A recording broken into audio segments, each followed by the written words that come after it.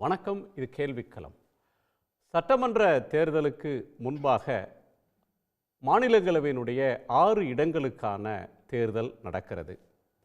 சட்டமன்ற தேர்தலுக்கான கூட்டணி பேச்சுவார்த்தைகளில் ராஜ்யசபா இடம் என்பது முக்கியமான ஒரு பங்கு வகிப்பதாக இருந்து கொண்டிருக்கிறது. சட்டமன்ற தேர்தல் அறிவிப்பதற்கு மார்ச் முதல் வாரம் ஆகலாம் என்கிற நிலையில் மாநிலங்களவை தேர்தலுக்கான அட்டவணை வெளியிடப்பட்டிருக்கிறது. பிப்ரவரி 26ஆம் தேதி தொடங்கி மார்ச் மாதத்துக்குள்ளேயே, மார்ச் முதல் வாரத்திலேயே மார்ச் 5ஆம் தேதி வேட்புமனுவை தாக்கல் செய்வதற்கான கடைசி நாள் என்று அறிவித்திருக்கிறார்கள். தேர்தலுக்கு சட்டமன்ற தேர்தல் அறிவித்த பிறகுதான் கூட்டணி முடிவாகும் என்பதாக இல்லாமல், இப்போது கூட்டணி என்பது இப்போதே முடிவாகிவிடும், மார்ச் 5ஆம் தேதி மாநிலங்களவை தேர்தலுக்கான கடைசி நாளுக்கு முன்பாகவே கூட்டணி முடிவு செய்யப்பட்டு விடும் என்கிற ஒரு வாய்ப்பு இதன் வழியாக தெரிகிறது. இப்போது திமுகவுக்கு 4 எம்பிக்கள், அதிமுகவுக்கு 1, தமாகவினுடைய திரு ஜி.கே. வாசன் என்று 6 பேருடைய பதவிக்காலம் நிறைவடைகிறது. யாருக்கு கூட்டணி பேச்சுவார்த்தையில் யாருக்கு இதனால் நன்மை? யார் சவால்களை சந்திக்கப் போகிறார்கள்? தேமுதிக என்ன முடிவை எடுக்கப் போகிறது? பாமக என்ன முடிவு எடுக்கப் போகிறது? காங்கிரஸ் கட்சி எந்த வாய்ப்பை, சில பேர் அதில் வேறு குரல்கள் எழுகின்ற சூழலில் இந்த வாய்ப்பை விடுவார்களா என்கிற பல கோணங்களை இதற்குள்ளே பேச இருக்கிறோம். நம்மோடு பத்திரிகையாளர்கள் திரு ஆர்.கே. ராதாகிருஷ்ணன், திரு சுகுணா திவாகர், திரு துக்ளக் ரமேஷ், திரு அரவிந்த் குணசேகரன், இவர்களோடு டாக்டர் சுமந்த்ரா ஸ்ரீராமன். எல்லோருக்கும் வணக்கம். உங்கள் முத பார்வையை கேட்குற ரமேஷ், இந்த எலெக்ஷன் அப்படின்றது மொத்த ப்ராசஸையும் ஸ்பீடப் பண்ணிடுமா? மிக நிச்சயமாக ஊசலாட்டத்தில் இருப்பவர்கள் மிக விரைவாக முடிவெடுக்க வேண்டிய சூழலுக்கு தள்ளப்படுவார்கள். ஊசலாட்டம் யார் யாருக்கு இருக்கு இப்போ? குறிப்பாக தேசிய முற்போக்கு திராவிடர் கழகம், காங்கிரஸ் ஊசலாட்டம், அதே போல காங்கிரஸ் கட்சி, 2 கட்சி. அதில் முக்கியமான கட்சினா காங்கிரஸ் கட்சி தான். தேசிய முற்போக்கு திராவிடர் கழகம் அதனுடைய வலிமையை விட கூடுதலான தொகுதிகளை எதிர்பார்ப்பதால் தான் 2 தரப்பிலும் பேச்சுவார்த்தை நடத்தவில்லை என்று திருமதி பிரேமலதா அவர்கள் கூறினாலும் 2 தரப்பிலும் அவர்கள் பேசிக்கொண்டிருக்கிறார்கள் என்று ஒரு மூத்த ஊடகவியலாளராக அந்த 2 கழகங்களோடும் இருக்கக்கூடிய தலைவர்களோடு பழகக்கூடிய ஒரு வாய்ப்பு இருக்கிறவன் என்ற முறையில் 2 தரப்பிலும் அவர்கள் பேசுவதை என்னிடத்தில் ஆஃப் த ரெக்கார்டாகவும் ஆன் த ரெக்கார்டாகவும் உறுதிப்படுத்துகிறார்கள். திருமதி பிரேமலதாவுடைய மறுப்பு என்பது பலவீனமான மறுப்பு என்று நான் பார்க்கிறேன். ஆகவே அவர் ஒரு முடிவை விரைவாக எடுக்க வேண்டும். அதைவிட முக்கியமாக நீங்கள் கூறியதைப் போல காங்கிரஸ் கட்சியில் இன்றைக்கு 2 குரல்கள் இருப்பதை மறுக்கவே முடியாது. திரு செல்வ பெருந்தகை, திரு முன்னாள் நிதியமைச்சர் திரு சிதம்பரம், திரு திருநாவுக்கரசர், இவர்கள் 3வரும் முக்கியமானவர்கள். திராவிட முன்னேற்றக் கழக கூட்டணியில் நாம் தொடர வேண்டும் என்ற கருத்தை கொண்டிருப்பவர்களில் முக்கியமானவர்கள் இவர்கள். திரு மாணிக் தாக்கூர் மட்டும்தான் வேறு முடிவு குறித்தும் பரிசீலிக்கலாம் என்று சொல்வதைப் போல ஊடக வெளியில் தோற்றம் தெரிந்தாலும் பல மாவட்ட தலைவர்கள், டிஸ்ட்ரிக்ட் பிரசிடென்ட்ஸ் அண்டு சட்டமன்ற உறுப்பினர்களாக இருப்பவர்களில் சிலர், முன்னாள் உறுப்பினர்களில் பலர், இவர்களெல்லாம் இந்த ஆட்சி மீது அதிருப்தி என்று சொன்னால், என்ன காரணத்தினால் அதிருப்தி என்று சொன்னால், திராவிட முன்னேற்றக் கழக ஆட்சியின் பலன்கள் முழுமையும் அனுபவித்து கொண்டிருப்பது திராவிட முன்னேற்றக் கழகத்தின் முக்கியஸ்தர்கள் தான். இன்று கூட ஒரு முன்னாள் நாடாளுமன்ற உறுப்பினரிடம் தொலைபேசியில் பேசிக்கொண்டு, இந்த தேர்தலில் காங்கிரஸில் அதிருப்தி இருக்கு, 2 வாய்ஸ் இருக்குன்றீங்க. 2 வாய்ஸ் இருந்தால் என்ன செய்வாங்க இப்போ? இல்லை, நான் அதுதான் சொல்கிறேன். நீங்கள் கூறியது போல அவர்களும் விரைவாக முடிவுக்கு வர வேண்டும்.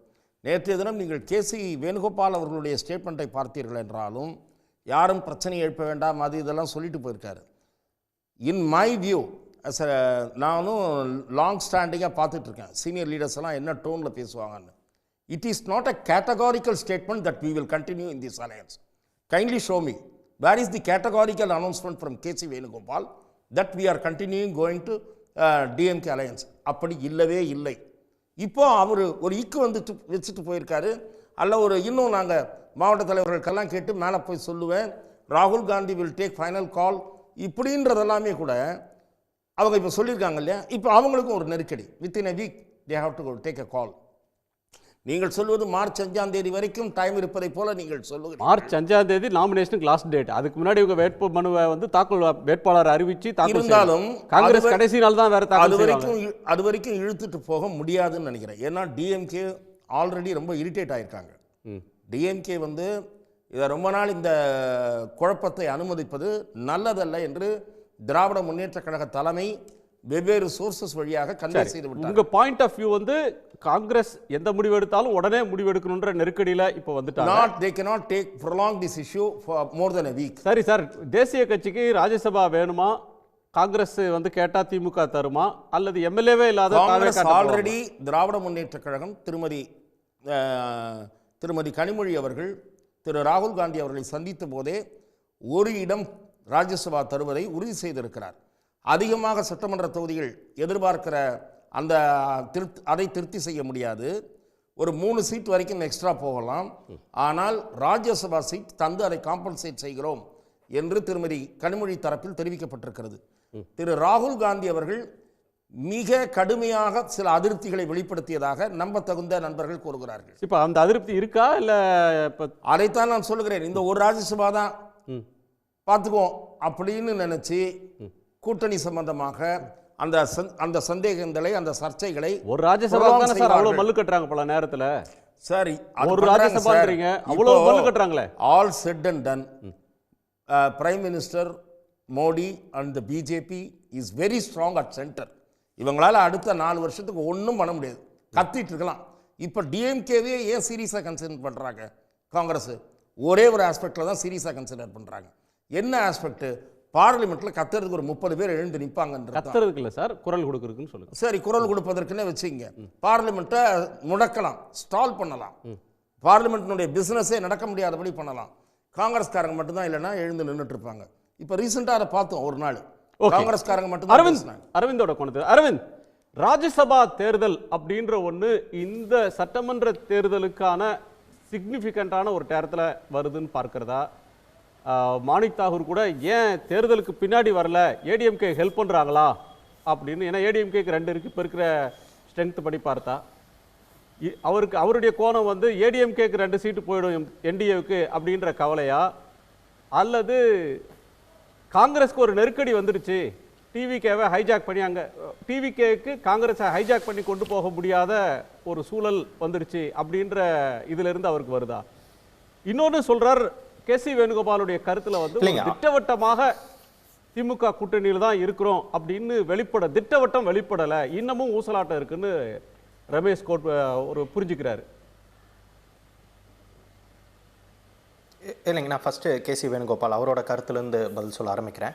கேசி வேணுகோபால் இதில் ஒரு ஆம்பிகுட்டி வைக்கணும்னு ஆசைப்பட்டிருந்தாங்கன்னா நேற்று அந்த ரெசல்யூஷனை இங்கே பாஸ் பண்ணியிருக்க தேவை கிடையாது. அந்த ரெசல்யூஷனை பாஸ் பண்ணி அதில் 5வது ரெசல்யூஷனாக திமுக காங்கிரஸ் கூட்டணி தொடர்பாக பொதுவெளியில் இந்த கூட்டணிக்கு சிக்கல் ஏற்படுத்தும் விதமாக யாரும் பொதுவெளியில் பேசக்கூடாது, அப்படி பேசினால் உரிய நடவடிக்கை எடுக்கப்படும் அப்படின்னு ஒரு தீர்மானம் நேற்றைய தினம் நிறைவேற்றப்பட்டு இருக்கிறது. அந்த தீர்மானம் அப்படின்னா அந்த ஆம்பிகுட்டிலே வச்சிருக்கணும்னு நினச்சிருந்தாங்கன்னா அந்த தீர்மானமே நிறைவேற்றிருக்க வேண்டிய அவசியம் கிடையாது. ஸோ அந்த தீர்மானத்தை நிறைவேற்றி திமுகவுக்கு அவங்க ஒரு மெசேஜ் கொடுக்க விரும்புகிறாங்க. அதாவது உங்கள் கூட்டணியில் நாங்கள் இருக்க விரும்புகிறோம் என்பது தொடர்பான ஒரு மெசேஜை கொடுக்க விரும்புகிறாங்க. ஆனால் காங்கிரஸ் அங்கே எங்கே ஒரு பொலிட்டிக்கல் பார்ட்டியாக ப்ளே பண்ணுறாங்கன்னா, திட்டவட்டமாக இல்லை, நாங்கள் விஜயுடன் எந்த பேச்சுவார்த்தையும் எங்களுக்கு கிடையாது, விஜயுடன் நாங்கள் பேசவே மாட்டோம் அப்படின்னு சொல்லிட்டாங்கன்னா 22ஆம் தேதி நடைபெற இருக்கக்கூடிய அந்த கூட்டணி தொடர்பான 2 குழுக்கள் இடையிலான அந்த பேச்சுவார்த்தையின் போது காங்கிரஸ்க்கான பார்கெனிங் பவர் கம்மியாயிடும்.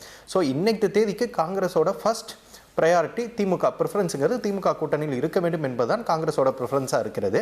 ஆனால் அந்த கூட்டணியில் எண்ணிக்கையை அதிகப்படுத்த வேண்டும், அதிகப்படியான இடங்களை கேட்டு பெற வேண்டும் என்ற ஒரு எண்ணத்தில் இருப்பதன் காரணமாக தான் அங்கே அது ஒரு கேட்டகாரிக்கலாக நாங்கள் டிவிகேவுடன் நாங்கள் கூட்டணிக்கு போக மாட்டோம்னு கேட்டகாரிக்கலாக பதில் சொல்லாமல் திமுகவுடன் இருப்பதற்கான அனைத்து சிக்னலையும் கொடுத்துட்டு போயிருக்காங்க. இப்படி தான் நான் அது ஒரு பொலிட்டிக்கல் ஸ்டேட்மெண்ட்டாக பார்க்குறேன். அது ஃபர்ஸ்ட் பாயிண்ட்டு.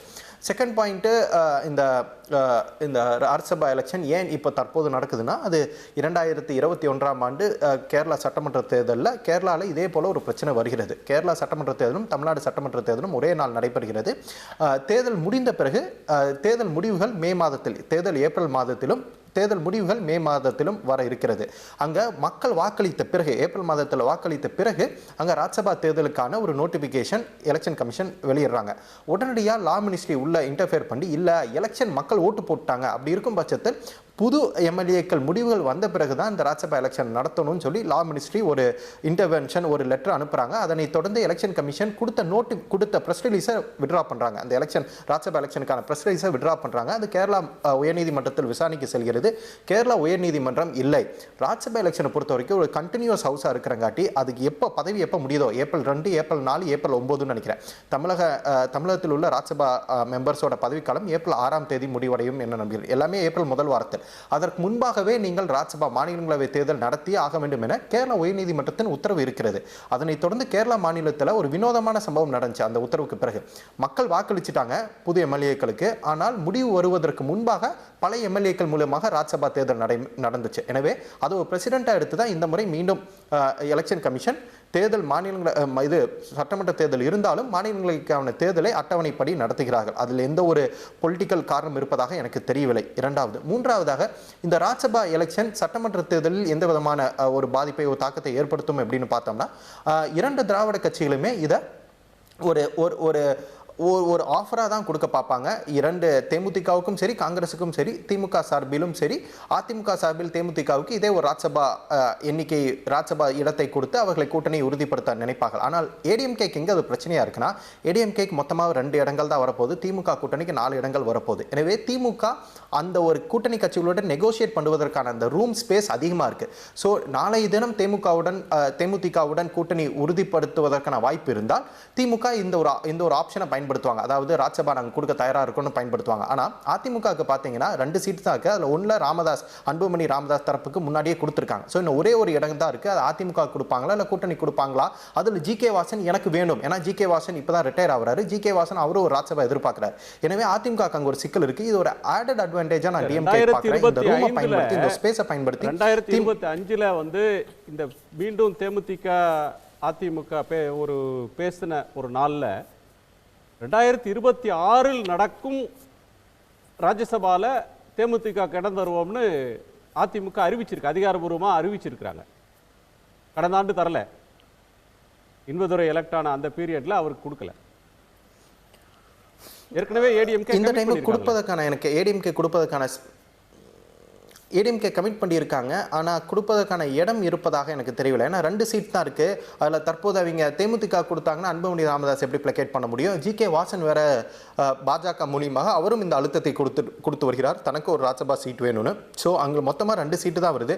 எனவே இந்த முறை தேமுதிகவுக்கு அதிமுக ஒரு ராஜ்சபா இடத்தை கொடுக்க முடியாத இடத்தில் இருக்கிறாங்க. இதை திமுக பயன்படுத்தி இந்த கூட்டணி தேமுதிகவுடன் கூட்டணியை உறுதிப்படுத்துவதற்கான வாய்ப்பு தற்போது பிரகாசமாக இருப்பதாகத்தான் பார்க்கிறேன். காங்கிரஸுக்கும் திமுக சார்பிலிருந்து இந்த ஆஃபர் கொடுப்பாங்கன்னு தான் எனக்கு தோணுது. ஏன்னா 4 சீட்டில் 2 கூட கூட்டணி கொடுத்து 2 கூட திமுக தன்னோட உறுப்பினர்களை ராஜ்சபா மாநிலங்களவைக்கு அனுப்பலாம். எனவே திமுக இந்த ராஜ்சபா எலெக்ஷனை அவர்கள் சட்டமன்ற தேர்தலுக்கான தொகுதி பங்கீட்டில் இதை ஒரு கார்டாக தான் பயன்படுத்துவாங்கன்னு என்பதுதான் என்னோட கருத்து. இல்லை, 2 இடங்களையும் அதிமுக விட்டுத்தரும் கூட்டணி கட்சிகளுக்கு என்று நான் கருதவில்லை. அஇஅதிமுக தரப்பில் டெல்லி அரசியலுக்கு திரு தம்பிதுரை அவர்கள் தேவை என்று கருதுகிறார்கள்.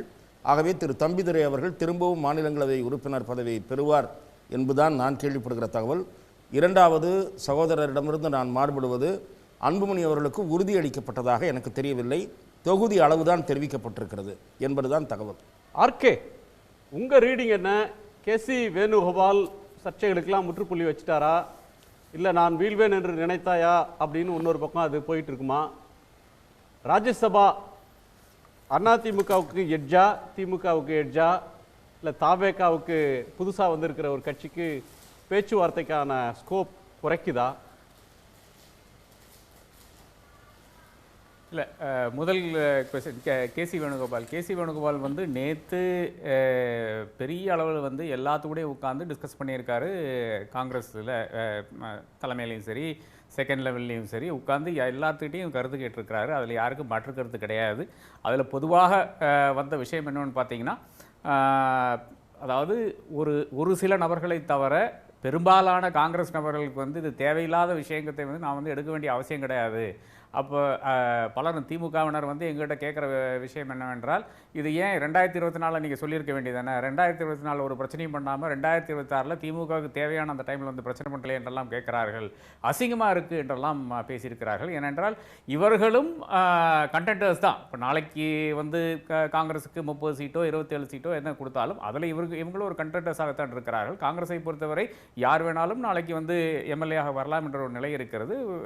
ஏன்னா யாருமே ஒன்றும் ஒர்க் பண்ணுற மாதிரியே தெரியல, கிரவுண்டில் ஒன்றும் ஒர்க் பண்ணுற மாதிரியே தெரியல. இப்போ இந்த பக்கம் இருக்கிற ஒரு நபரை எடுத்தாலும் சரி, அந்த பக்கம் ஒரு நபரை எடுத்தாலும் சரி, ஒரு ஒரு ஒரு கால்குலேஷன் என்பது ஒன்றும் காஸ்ட் டைனமிக்ஸில் இருக்கும், இல்லை என்றால் செல்வந்தரா இருக்காரா, இந்த மாதிரி 2-3 கிரைட்டீரியா தான் இருக்குமே தவிர நிச்சயமாக அதை தாண்டி ஒரு கிரைட்டீரியா இருக்கிறதுக்கு வாய்ப்பே இல்லை இன்னைக்கு காங்கிரஸில். அப்போ அனைவருக்கும் அந்த ஒரு ஆசை இருக்கிறதுனால, நிச்சயமாக அந்த பதவி ஆசை இருக்கிறதுனால வந்து கேசி வேணுகோபால்கிட்ட என்ன உணர்த்திருக்காங்கன்னு பார்த்தீங்கன்னா, திமுக கூட்டணி தான் பெட்டருங்க, நீங்கள் வர அங்கே எங்கேன்னு போயிட்டு நிற்காதீங்கன்ட்டு. கேசி வேணுகோபாலினுடைய ஒரு மிக நெருக்கமான நபர் தான் இப்போ வந்து மாணிக்கம் தாகூர். அந்த ஒரு சூழ்நிலையில் ஒரு காங்கிரஸுக்கு சில மனமாச்சரியங்கள் இருந்தது. அந்த ஒரு சூழ்நிலையில் வந்து மாணிக்கம் தாகூரை பேச வச்சார். ஆனால் அது வந்து ஒரு எல்லையில் வந்து அது நின்றுக்க வேண்டும். முதல்வர் வந்து அந்த இந்தியா டுடேனுடைய கான்க்ளேவில் பேசின பிறகு மறுபடியும் ஒரு காங்கிரஸ் எம்பிக்கோ காங்கிரஸ் நபருக்கோ பேச வேண்டிய அவசியம் கிடையாது. அப்படி பேச வேண்டும் என்றால் அடுத்த நபராக யார் பேசியிருக்க வேண்டும் என்றால் நிச்சயமாக ராகுல் காந்தி தான் பேசியிருக்க வேண்டுமே தவிர வேறு யாருக்கும் அவங்க பேசுறதுக்கு வாய்ப்பே கிடையாது, இடமும் கிடையாது. அதை தாண்டியும் பேசுறது என்னன்னு பார்த்தீங்கன்னா, இது காங்கிரஸில் இருக்கின்ற அந்த கல்ச்சர் தான். அந்த டெமோக்ரஸி என்பது மன்மோகன் சிங் காலத்தில் இருந்த அதே டெமோக்ரஸி இன்னைக்கும் நீடிக்கிறது. இந்திரா காந்தியினுடைய டெமோக்ரஸி கிடையாது, இது மன்மோகனுடைய டெமோக்ரஸி இன்னைக்கு நீடித்து கொண்டிருக்கிறது. அதிகாரத்துக்கு வந்த பிறகு தான் தெரியும் இன்னும் இது நீடிக்குமா என்று, இந்த மாதிரி விஷயங்கள் நீடிக்குமான்றது. அதாவது தலை ஒன்று சொல்ல வால் ஆடிக்கொண்டே இருக்கும்ன்றது, the tail wags the dog என்று சொல்வார்கள். அதாவது பாராளுமன்றத்தில் ஒரு காலத்தில் வந்து பேக் பெஞ்சர்ஸ் வந்து அந்த அளவுக்கு அறிவார்ந்தவர்கள், அவர்கள் வந்து ட்ரெஷரி பெஞ்சஸை லீட் பண்ணுற மாதிரி பேசுவார்கள். ஏறத்தாலும் அதே மாதிரி தான் இன்றைக்கி காங்கிரஸில் நடந்து கொண்டிருக்கிறது. யார் ஒரு பிரவீன் சக்கரவர்த்தி, யார் ஒரு மாணிக்க தாகூர்ன்ற கேள்வி இருக்கிறது. அப்போ என்னை பொறுத்தவரை நேற்று வந்து ஏறத்தாழ முற்றுப்புள்ளி வைத்ததாகத்தான் எனக்கு தெரிகிறது. இல்லையென்றால் தெளிவாக அவர் சொல்லியிருப்பார். இல்லையென்றால் என்னுடைய நண்பர்களை சந்திக்கிற அந்த வேலையில் கூட சொல்லியிருப்பார். கேரளா ஜேர்னலிஸ்ட் எல்லாம் அவரை பார்த்துருக்காங்க, எல்லாம் இல்லை 2-3 நபர்கள் பார்த்துருக்கிறார்கள். எனக்கு பார்க்கக்கூடிய அந்த வாய்ப்பு நேற்று இல்லாமல் போச்சு. நான் முழுக்க டிவிலேயே உட்காந்துருக்கேன். ஸோ அங்கேயும் வந்து பிரச்சனை இல்லை என்ற விஷயத்தை தான் அவரும் சொல்கிறாரே தவிர, இல்லை இதில் இன்னொரு இது இருக்குது, டிஸ்கஸ் பண்ணணும், ராகுல் காந்தி கிட்ட கூட பேசணும் என்றெல்லாம் சொல்லவே இல்லை. ஸோ மிக தெளிவாக காங்கிரஸ் இடத்துல இருந்து மிக தெளிவாக அவர்களுக்கு சில மனமாச்சரியங்கள் இருக்கிறது. அதை வந்து சரி செய்யக்கூடிய இடத்தில் வந்து பேச்சுவார்த்தைகள் போய்கொண்டிருக்கிறது. இது உண்மையான தவிர அதை தாண்டி வந்து விட்டு தரப்புல என்ன சொல்றாங்கன்னா, திட்டமிட்ட வகையில 2 ஆஸ்பெக்ட் அதுக்குள்ள முன்வைக்கப்படுது. 2 ஸ்கூல் ஆஃப் தாட்ஸ், 2 தியரி. ஒன்று வந்து காங்கிரஸ் வரப்போகிறது, பல கட்டமாக நம்மகிட்ட ரகசியமாக பேச்சுவார்த்தை நடத்தியிருக்கிறாங்க, சில தூதர்கள்லாம் வந்து முக்கியமானவர்களே தொடர்பில் தான் இருக்கிறாங்க, நாங்கள் வந்து எப்படியும் கூட்டணி கடைசி நேரத்தில் அமைந்துடும், அது ஒரு பெரிய திருப்பமாக இருக்கும் அப்படின்னு ஒரு நம்பிக்கையை சில தாவேகா புள்ளிகள் வெளிப்படுத்திட்டு இருந்தாங்க. அவங்களுக்கு இது என்ன மாதிரியான நெருக்கடியை தரும்? இன்னொரு தியரி வந்து தாவேகாவை காட்டி காங்கிரஸ் தங்களுடைய பேர வலிமையை take it or leave it அப்படின்ற இடத்துல தங்களை நடத்தாம எங்களுக்கு இன்னொரு ஆப்ஷன் இருக்குன்னு காட்டி தங்களுடைய பார்கெனிங் பவரை காங்கிரஸ் கூட்டிக் கொள்கிறார்கள், அதற்கு நாம் பயன்படுகிறோம் அப்படின்னு தாவேகால ஒரு செக்ஷன் ஃபீல் பண்றாங்க. இதுல எது சரி? 2மே சரியா? 2மே சரி குணா. போன வாரம் மட்டும் நீங்கள் 2வது சொன்னது சரிதான். அதாவது தாவேகாவை காட்டிக்கொண்டு காங்கிரஸ் வந்து ஒரு நிலைப்பாடு எடுத்துக்கொண்டது. அது எப்போ முடிஞ்சுன்னு பார்த்தீங்கன்னா, முதல்வர் பேசின பிறகு அது முடிந்து விட்டது. அடுத்ததாக நானும் கேள்விப்பட்டேன், அதாவது காங்கிரஸில் இருக்கிற பல தலைவர்கள் கேசி வேணுகோபால் உட்பட வந்து மகாபலிபுரத்தில் இருக்கிற ஒரு ஹோட்டலில் வந்து 102ஆம் ரூம் நம்பரில் போய் உட்காந்து தாவேகானவரோட பேச்சு நடத்தினார்கள், நைட்டு போனாங்க, எல்லாம் முடிந்து விட்டது என்றெல்லாம் பேசிக்கொண்டிருந்தார்கள். இது கேட்கறதுக்கு சுவாரஸ்யமாக இருக்குது. யார் ஹோட்டலில் போய் உட்கார்ந்தன்னு பார்த்தீங்கன்னா ஜெகத்ரட்சண ஹோட்டலில். அப்படி நடக்குமா? இது கொஞ்சம் சாதாரணமாக ஒரு கசிய விடுகின்ற செய்தியில் நீங்கள் யார் ஹோட்டல்னாச்சும் கொஞ்சம் பார்க்க வேண்டாமா? ரூம் நம்பர் அடக்க சொல்கிறாங்க. அப்போ அந்த அளவுக்கு தான் இருக்கிறது இந்த பேச்சுவார்த்தைகள். ஃபோன் அனைவரோடும் பேசிக்கொண்டு தான் இருக்கிறார்கள். திமுகவுக்கும் அதிமுகவுக்கும் என்று கூட தொடர்பு இருந்து கொண்டு தான் இருக்கிறது. இன்னும் சொல்ல போனால் திமுக தலைவர் முதல்வர் மு க ஸ்டாலின் வந்து அந்த இந்தியா டுடே கான்க்ளேவில் பேசினதுக்கு சில அதிமுக தலைவர்கள் கூட அவரை வாழ்த்தியிருக்கிறார்கள். ஏனென்றால் தமிழ்நாட்டுக்கு இது தேவையில்லை என்று தான் அவர் கூறியிருக்கிறார். எது கூட்டணி ஆட்சி தேவையில்லை என்று கூறுவது வந்து அதிமுகவுக்கும் ரொம்ப அவருடைய காதுகளிலும் குளிர்ச்சியான வேடிக்கையான விஷயமாகத்தானே இருக்கிறது. அப்போ அனைத்து கட்சிகளோடும் தொடர்பில் தான் இருக்கிறார்கள் என்பதில் மறுப்பதுக்கு ஒன்றும் கிடையாது. ஆனால் இது இல்லைங்க, ரூமில் உட்காந்தாங்க, பேசினாங்க, இதை சாப்பிட்டாங்க, காரோட இதெல்லாம் சொல்கிறது நிச்சயமாக ஒத்துக்கொள்ள முடியாது. அது உண்மையும் இல்லை என்றுதான் உண்மை ஆக்சுவல் சிச்சுவேஷன் இருக்குது. அடுத்ததாக நிச்சயமாக ரமேஷ் சொன்னதில் ஒன்று நான் ஒத்துக்கொள்கிறேன். நிச்சயமாக 2 கட்சிகளுக்கும் இது நெருக்கடி தான். தேமுதிகவானாலும் சரி, காங்கிரஸுக்கானாலும் சரி, இமீடியட்டாக முடிவு செய்யக்கூடிய ஒரு இடத்துக்கு 2 பேரும் தள்ளப்படுகிறார்கள். ஆனால் எப்படி இருந்தாலும் இது 22ஆம் தேதி இல்லை என்றால் அந்த வாரம் முடிகின்ற விஷயமாகத்தான் நான் காண்கிறேன். என்றால் திமுகவினுடைய குழுவும் காங்கிரசினுடைய குழுவும் சந்திக்க இருக்கிறது. அதில் நம்பர்ஸ் அதில் முடிவு பண்ண மாட்டாங்க என்பதுதான் உறுதியாக இருக்கிறது. அதில் என்ன முடிவு பண்ணாங்க, நம்பர்ஸ் தலைமை முடிவு பண்ணட்டும் அப்படின்ற ஒரு இடத்துல தான் போகும். பொதுவாக ஆமா இஷ்யூஸ் எண்ணிக்கை அப்படின்றது ஒரு கட்டத்தில் முட்டுக்கட்டை என்றால் 2 கட்சியோட தலைமை ஒரு ஓவர் ஃபோன் காலில் அது முடியும். அதிகாரத்தில் பங்கு அப்படின்ற ஒன்றை காங்கிரஸ் அந்த கோரிக்கையை கைவிட்டுருவாங்களா, கைவிடாமலேயே போய் காங்கிரஸ் அங்கே அதையும் வலியுறுத்த முடியுமா அப்படின்ற கேள்வியோட தமிழ்நாட்டில் இப்போ காங்கிரஸுக்கு ஒரே ஒரு ராஜ்யசபா எம்பி தான் இருக்கிறாரு. லோக்சபாவில் நிறைய பேர் இருக்காங்க, திரு சிதம்பரம் மட்டும் இருக்கிறார். இந்த முகாமில் அன்புமணி ஒரு ஆஸ்பிரண்ட், ஜி.கே. வாசன் இப்போ பதவி காலம் முடியுது. ஏடிஎம்கேக்கு ரெப்ரசன்டேஷனே இல்லாமல் போகணும். ஏடிஎம்கேவோட மூத்த தலைவர் தம்பிதுரையை எப்படி அகாமடேட் பண்ணுறது, அவர் அசம்பிளியில் போய் நிற்பாரா அப்படின்ற ஒரு கேள்விகள்லாம் இருக்குது. இதை எப்படி பார்க்குறீங்க? காங்கிரஸில் ஏராளமான முன்னாள் மாநில தலைவர்கள், முன்னாள் மத்திய அமைச்சர்கள் அப்படின்னு இருக்கிறாங்க. ராஜ்யசபா ஆஸ்பிரண்ட்ஸ் நீங்கள் பார்த்தீங்கன்னா செல்லக்குமார் தொடங்கி தங்கபாலு, கிருஷ்ணசாமி, நீங்கள் சற்று முன்னால் பேசின எஸ் திருநாவுக்கரசர், இப்படி பல பேர் இருக்கிறாங்களே. நிச்சயமாக. அதாவது திமுகவை பொறுத்தவரை ஒரு எம்பாரஸ்மெண்ட் ஆஃப் ரிச்சஸ் இல்லைன்னா அவர்கள் இன்னைக்கு யாரை பிக் பண்ண வேண்டும், அது பிக் பண்ணக்கூடிய இடத்துல இருக்காங்க. இப்போ தேமுதிக வேண்டும்னு சொல்கிறீங்கன்னா அவங்களுக்கு ஒரு ராஜ்யசபா சீட் தாராளமாக ஆஃபர் பண்ணலாம். ஏன்னா திமுக கிட்ட இன்னைக்கு 10 மெம்பர்ஸ் இருக்காங்க. அதில் அஃப்கோர்ஸ் 4 பேர் ரிட்டையர் ஆகிறாங்க. 4 பேரில் இப்போ முக்கியஸ்தர்கள் எல்லாம் மறுபடியும் திரும்பி போனால் கூட அட்லீஸ்ட் ஒரு சீட்டு தாராளமாக வெளியே கொடுக்கக்கூடிய வாய்ப்பு இருக்கிறது. அப்போ அதை வச்சு திமுக ஒரு அரசியல் கணக்கு போடுமான்னு பார்த்தீங்கன்னா என்ன கேட்டிங்கன்னா நிச்சயமாக போடும். அப்போ அந்த ஒரு ராஜ்யசபா சீட் டேங்கிள் பண்ணுறதுக்கு முடிய அந்த விஷயம் நிச்சயமாக திமுக கிட்ட தான் இருக்கிறதே தவிர அது அதிமுக கிட்ட கிடையாது. அது நான் ரமேஷ் சொன்ன கருத்துக்கு நான் உடன்படுகிறேன். ஏனென்றால் அங்கே நிச்சயமாக இப்போ தம்பிதுரை அங்கே அகாமடேட் பண்ணோம்னா வேற யார் அங்கிருந்து எடுக்கிறதுன்ற விஷயம் இருக்குது இல்லையா? இப்போ ஒரு நபர் இப்போ ஆக்சுவலாக கம்மியாக இருக்கிறார், 67 பேர் தான் இருக்காங்க. இப்போ 68 பேர் தேவைப்படுது இல்லையா அதிமுகவில்? இன்னொரு நபர் எலெக்ட் பண்ண வேண்டும் என்றால் அப்போ இந்த பக்கம் பிரச்சனை தான். திமுகவை கூட்டணியை பொறுத்தவரை 22 ஓட்ஸ் எக்ஸ்ட்ரா ஓட்ஸ் இருக்கிறது. ஆனால் இன்னொரு 12 ஓட்டு அதை கூட சேர்க்க முடியுமான்றது கேள்வி இருக்கிறது. 12 ஓட்டு மாத்துறது என்பது தமிழ்நாட்டில் நடக்குமா என்று எனக்கு தெரியாது. ஆனால் கர்நாடகத்தில் நடந்திருக்கிறது, அதே மாதிரி பல இடங்களில் வேற இடங்கள் நடந்திருக்கிறது என்றுதான் உண்மையா இருக்கிறது. ஆனால் அந்த அளவுக்கு இந்த ஒரு தருணத்தில், அதாவது கடைசியா ராஜ்யசபா தேர்தலுக்கு அருகில் 7ஆவதா ஒரு வேட்பாளரை போட்டு ஓட்டிங் நடந்ததுன்றது ரொம்ப காலத்துக்கு முன்பு. ஆமா, சமீப காலத்துல ராஜ்யசபாவுக்கு சமீப காலத்துல கண்டஸ்டே கிடையாது. யாருக்கு என்ன பலம் தெரியும், அதனால குதிரை பேரத்தெல்லாம் யாரும் ஊக்குவிக்கிறது இல்லை. அவங்கவுங்க ஸ்ட்ரென்த்துக்கு அவங்க இடங்களை பகிர்ந்து நின்றுட்டு போறதோட அது நின்று விடுகிறது. நம்ம தொடர்ந்து பேசலாம். சுகுணா திவாகருடைய பார்வை என்ன இதில்? இல்லை, ஒன்று இப்போ திமுக கூட்டணியில் பிரச்சனைகள் இருக்கா, அதிமுக கூட்டணியில் பிரச்சனை இருக்கான்னா 2 கூட்டணியிலுமே பிரச்சனை இருக்குது தான். ஆனால் கூடுதலான பிரச்சனை எப்படின்னா அதிமுகவில் தான் இருக்குது. ஏன்னா இப்போ 2 எம்பிக்கள், ராஜ்யசபா எம்பிக்கள் அப்படிங்கிறப்ப 3 பேருக்கு பகிர்ந்தளிக்கப்பட வேண்டிய ஒரு அவசியம் அதிமுக கூட்டணியில் இருக்குது. ஒன்று ஜி.கே. வாசன் ஏற்கனவே இருக்கார். ஜி.கே. வாசனை விட்டுட்டா கூட அன்புமணி ராமதாஸ் கொடுத்தே ஆகணும்னு ஒன்றும் நெருக்கடி கிடையாது. அவர் கூட்டணியில் இருந்தே ஆகணும், இல்லைன்னா அந்த தேர்தலை சந்திக்கிறது கஷ்டம் அப்படின்ற ஒரு நெருக்கடி இல்லையா? இல்லை, ஜி.கே. வாசன் நம்ம விட்டுட்டா கூட இப்போ அன்புமணி ராமதாஸ், இவருங்க பிரேமலதா, எல்.கே. சுதீஷ், அதுபோக அதிமுகவில் தம்பிதுரை. ஏன்னா 2 எம்பி சீட்டையுமே கூட்டணி கட்சிகளுக்கு அதிமுக கொடுத்துருச்சு அப்படின்னு சொன்னால் அது ஒரு மிகப்பெரிய பலவீனமாக இருக்கும். அப்படிங்கிறப்ப இருக்கக்கூடிய அந்த 2 எம்பி சீட்டுகளை 3 பேருக்கு எப்படி பகிர்ந்தளிக்கிறது அப்படிங்கிறது மிக முக்கியமான ஒரு சட்டமன்ற தேர்தல் அப்படின்னு வந்தால் அது திமுகவுக்கும் அதிமுகவுக்கும் ரொம்ப முக்கியம். ராஜ்யசபா அப்படின்னு வந்ததுன்னா நேஷனல் பார்ட்டிஸ்க்கு ரொம்ப இம்பார்ட்டன்ட். இப்போ காங்கிரஸ்க்கு ஒரு ராஜ்யசபா சீட் அப்படின்னா அவங்களுக்கு ஒரு பொதுவாக டெல்லி அரசியல்வாதிகளுக்கு ராஜ்யசபா ரொம்ப முக்கியமான ஒன்று. அது ரைட்டு. ஆனால் இப்போ நீங்கள் அப்படி பார்த்தீங்கன்னா நீங்கள் பாட்டாளி மக்கள் கட்சியும் சரி, தேமுதிகவும் சரி, 2மே தேசிய கட்சிகள் கிடையாது, 2மே மாநில கட்சிகள் தான். ஆனால் அவங்க வந்து ராஜ்யசபா சீட் அப்படிங்கிறத தொடர்ச்சியாகவே வந்து கேட்டுகிட்டே இது இருக்காங்க. வந்து எட்டாக்கனியாக தானே இருக்குது. அன்புமணிக்கு கிடைச்சிடுது. பல முறை வந்து அன்புமணி அதை சாதிச்சிட்டார். டாக்டர் ராமதாஸ் அவர்கள் வந்து அந்த +1 அப்படின்ற ஒரு கூட்டணி கணக்கை போட்டு சாதிச்சார். அது ஒரு கட்டத்தில் கம்யூனிஸ்டுகளுக்கும் பயன் தந்தது. டி ராஜா போன்றவர்கள், டி.கே. ரங்கராஜன் போன்றவர்கள் அந்த கூட்டணியின் வழியாக போனாங்க.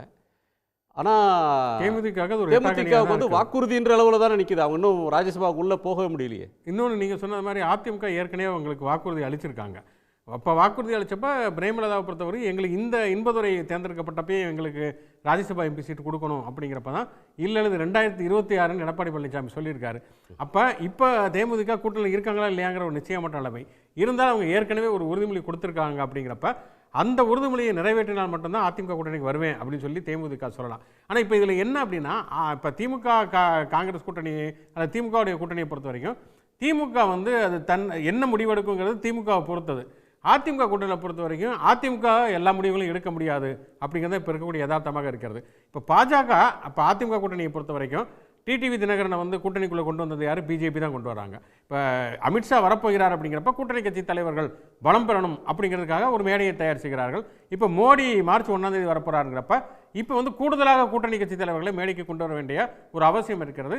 தேர்தல் தேதியும் அறிவிக்க போகிறாங்க. இப்போ அதிமுக தன்னுடைய கூட்டணியை ஃபைனலைஸ் பண்ணணும் அப்படிங்கிறப்ப இப்போ பிஜேபி நினைக்குது இப்போ எடப்பாடி பழனிசாமியுடைய தலைமை மட்டுமே போதாது, அது மட்டுமே இந்த கூட்டணி வெற்றி பெறுவதற்கு சாத்தியம் கிடையாது அப்படின்னு நினைக்கிறால தான் அவங்க டிடிவி தினகரனை கூட்டணி கொண்டு வராங்க. இப்போ டிடிவி தினகரன், அன்புமணி ராமதாஸ், இந்த பக்கம் ஏடிஎம்கே 3 இருந்தாலுமே கூட இன்னொரு பக்கம் சசிகலா தனியாக ஒரு கட்சி ஆரம்பிக்க போகிறதாக சொல்லப்படுகிறது. ஓபிஎஸ் வெளியில் இருக்கார். இன்னமும் அதிமுகங்கிறது முழுமையான ஒரு பலத்தில் இல்லை. பாட்டாளி மக்கள் கட்சியும் 2 ஸ்பிளிட்டாக இருக்குது. அப்போ தேமுதிகவும் கொண்டு வந்தால் மட்டும்தான் இந்த கூட்டணி பலம் பெறும் அப்படின்னு பிஜேபி நினச்சதுன்னா தம்பிதுரை சீட்டை கூட பிடுங்கி தேமுதிக கொடுக்கறதுக்கான வாய்ப்புகள் உண்டு. எடப்பாடி பழனிசாமி அதில் தீர்மானிக்கக்கூடிய அளவிற்கான ஒரு வலிமைங்கிறது இல்லை. அதிமுகவோட மூத்த தலைவர்களில் ஒருத்தர் தம்பிதுரை. அவர் டெல்லி பாலிடிக்ஸ் ரொம்ப காலம் இருக்கிறவர். ஸோ கேள்வி ஒரு முறை போனார். ஆனால் கொஞ்ச நாள்லேயே சட்டமன்ற தேர்தல் வந்த உடனே எனக்கு டெல்லி வேண்டான்னு சொல்லி தமிழ்நாட்டு அரசியலுக்கு வந்துட்டாங்க. பட் தம்பிதுரை தொடர்ந்து டெல்லி பாலிடிக்ஸில் இருக்கிறவர். அதான் இப்போ என்ன மறுக்க முடியுமா? ஏடிஎம்கே தலைமையில் இந்த அதிமுக பாஜக கூட்டணியை பொறுத்தவரை இது அதிமுக கூட்டணியாக இல்லை. இது முழுக்க பாஜக தலைமையிலான தேசிய ஜனநாயக கூட்டணியாக தான் இருக்கிறது. அது ஒவ்வொரு மூவுமே பாஜக தான் தீர்மானிக்கிறது அப்படிங்கிறத நம்ம பார்க்குறோம்.